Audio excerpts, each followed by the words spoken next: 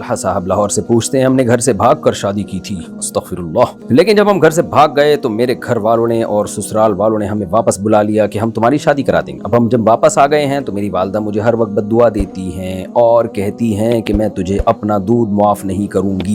میں ان سے کافی بار معافی مانگ چکا ہوں، کیا ان کی بد دعائیں مجھے لگیں گی اور میں ایسا کیا کروں جس سے وہ راضی ہو جائیں؟ یار کام تو آپ نے ایسا ہی کیا نا، ماں باپ اس سے تو ان کی عزت داؤ پہ لگتی ہے۔ ماں باپ کو بھی چاہیے نا، جب بچہ کہہ رہا ہے تو خود ہی کر دیں، یہ موقع ہی نہ آنے دیں۔ خود دیر کرتے ہیں، اس کے پراٹھے کھلا رہے ہیں، اس کو انڈے کھلا رہے ہیں اور پھر شادی سے روک رہے ہیں آپ، تو خود ہی کر دیا کریں تاکہ یہ نوبت ہی نہ آئے۔ بہرحال آپ باقی کے کوئی اچھا کام نہیں کیا آپ نے، تو اب اماں کو راضی ہی کریں، میں تو یہی کہوں گا، اور اللہ سے دعائیں بھی مانگیں، اماں کی کوئی اضافی خدمت کریں۔ دیکھیں جو ہے نا، امی کو کچھ پیسے ویسے دیا کریں ہدیے کے طور پر، اور کچھ ان کے ساتھ تعاون کرتے رہا کریں منتھلی، اور نرم لہجے میں بات کریں اور اللہ سے بھی دعا مانگیں، انشاءاللہ ٹھیک ہو جائیں گی۔ پوری کوشش کر لی تو امید ہے اللہ سے کہ انشاءاللہ یہ بد دعائیں آپ پہ اثر نہیں کریں گی۔ اور دوسرا، ماں کو بھی سوچنا چاہیے کہ جیسے بچے کو ماں کی بد دعا سے ڈرنا چاہیے، ماں کو بھی ڈرنا چاہیے کہ اولاد کے خلاف وہ بد دعا کریں۔ تو اس پہ بھی قیامت کے دن اللہ سوال کرے گا کہ آپ نے اپنی اولاد کو بد دعائیں کیوں دیں، کیا کر لیا تھا اس نے کہ جس کی بیس پر آپ نے اتنی بد دعائیں دیں؟ اس نے کوئی شادی ہی کی ہے نا، ٹھیک ہے بھاگنا نہیں چاہیے تھا لیکن کی تو شادی ہی ہے نا، کوئی ایسا تو نہیں کہ لڑکی بھگا کے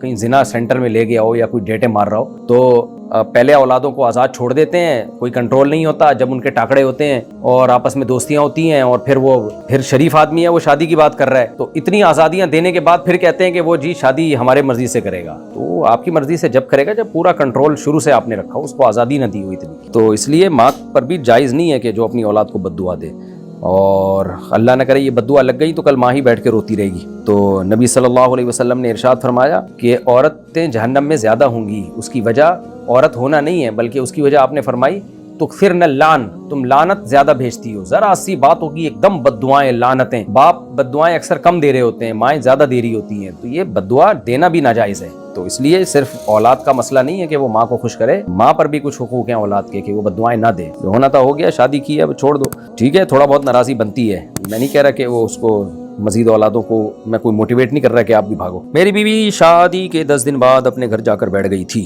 وہ کہتی ہے کہ اپنا کھانا وغیرہ خود بناؤ، اور کہتی ہے کہ ہمارا دین کہتا ہے۔ وہ اور اس کا باپ کہتے ہیں کہ شوہر کے لیے کھانا اور چائے وغیرہ بنانا غلامی ہے۔ برائے مہربانی دینی لحاظ سے بتائیں کہ کیا یہ بات درست ہے؟ تو آپ ان سے کہیں کہ بیوی کے لیے کما کے لانا خانسامہ پن ہے۔ تو بیوی پر لازم ہے کہ شوہر کی گھر میں خدمت کرے، وہ شوہر پر لازم ہے کہ باہر کے کام کرے، وہ بھی تو خدمت ہی ہے نا ایک طرح کی، تو بیوی پر لازم ہے گھر کے کام کرے۔